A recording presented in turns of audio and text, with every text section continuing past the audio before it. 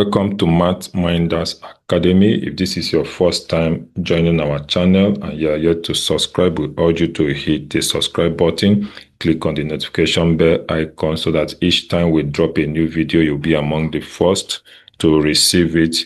Go to the comment section at the end of today's video and tell us what you learned in our video today. We urge you to share this video so that other students will be able to access it. Today we are going to look at curve sketching and we are going to concentrate on quadratic functions. So we are going to, at the end of today's tutorial, you should be able to sketch different kinds of quadratic function, but we are going to pick a specific example, analyze how this can be sketched.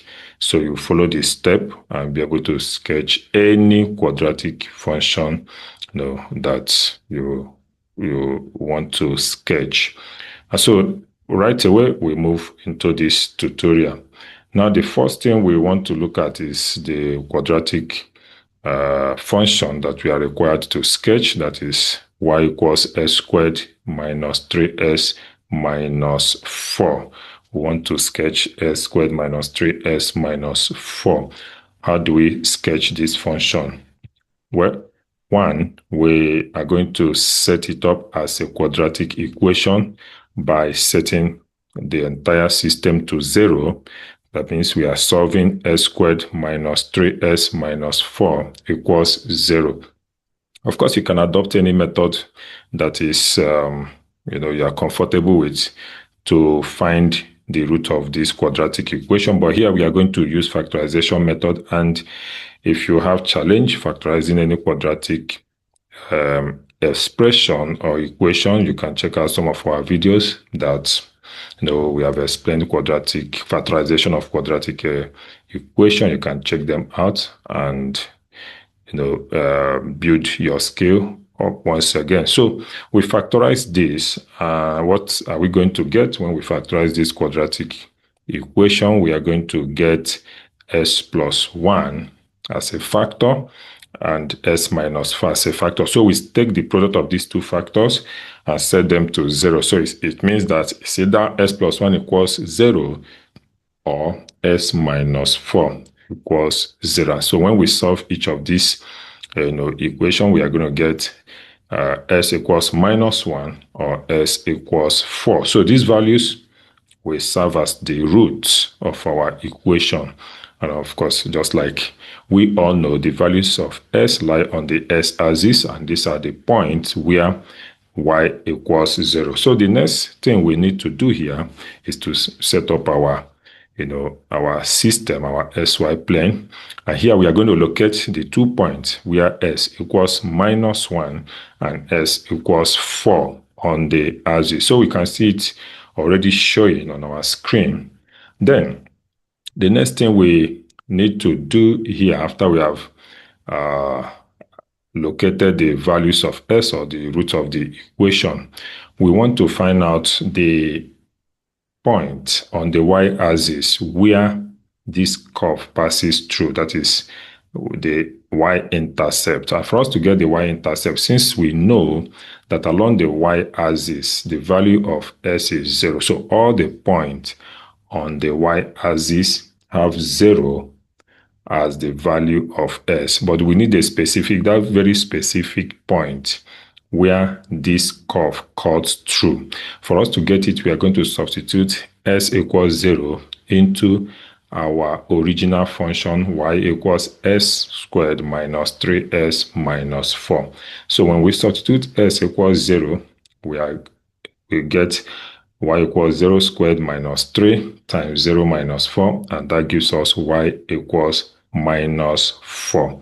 And so on the y-axis, we label minus 4. And so remember, the value of s is 0. So the entire point that gives us this location is 0, minus 4. That is, when s is 0, y is minus 4. Fine, we need one more point to complete the required number of points for us to properly sketch this function. Do you know the point that we need? we are going to get what we call the axis of symmetry. That will be our step 3. And what is this axis of symmetry? The axis of symmetry is actually the vertical line, or it's a line, that passes through the midpoint of the root of our equation. That is a vertical line halfway between the roots. So since we have -1 and 4 as the roots of our equation, halfway between -1 and 4 is actually -1 plus 4 divided by 2. -1 plus 4 is 3. And when we divide 3 by 2, we have 1.5. This means that the axis of symmetry is the line s equals 1.5. So we are going to show that line. First, this is that point, of course, where s equals 1.5. To get it, up as a point, we also need to get the value of y at that point. All we need to do is go back to that original function, substitute 1.5 into the function y equals s squared minus 3s minus 4. When we do that, we are going to get the value of y, and so we'll be able to get this point. Okay, and we can see the broken line, which represents the axis of symmetry passing halfway between the roots of the equation. So what is step 4? We are going to look at all of these points together, and we'll use a smooth curve, freehand. We are going to use a freehand to draw this curve because it's sketching. And so we are going to connect through all of these points. But because the quadratic function, if you look at the coefficient of s squared, is positive, so we expect that our curve will have a minimum as a turning point. If the coefficient of s squared is negative, we are going to have a maximum as a turning point. If minimum is the turning point, the pattern of the curve will be like the letter U. That's what we are going to have. If it is maximum, it will be a curve that's, go the other way around, look like letter N. But because the coefficient of s squared is positive, we expect that the curve should run down this way and connect perfectly across all the points that we have plotted. And we will see how the curve passes through the roots where s is -1 and then where s is 4.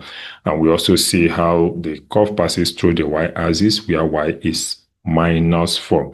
We also see the axis of symmetry where s is 1.5. And we see our vectors points, or the minimum point, where s is 1.5 and y is -6.25. Like I said, to get this -6.25, take the value of s, 1.5, go back to the function y equals s squared minus 3s minus 4. Substitute 1.5 for s. You get the value of y as -6.25. And so this is what is required to perfectly sketch a quadratic function. And you can do this for all quadratic functions. If you find value in today's video, go to the comment section. Tell us what you love about this video. Tell us a topic that you want us to make video on. We urge you to share this video, comment, and let us engage. We'll also be looking forward to seeing you in our next class, where we'll be discussing another interesting math topic. Till then, this is Math Minders Academy saying goodbye for now. In the midnight glow where the stars align, we lose ourselves in the rhythm divine. Underneath the sky painted with dreams, we're chasing the echoes of silent screams.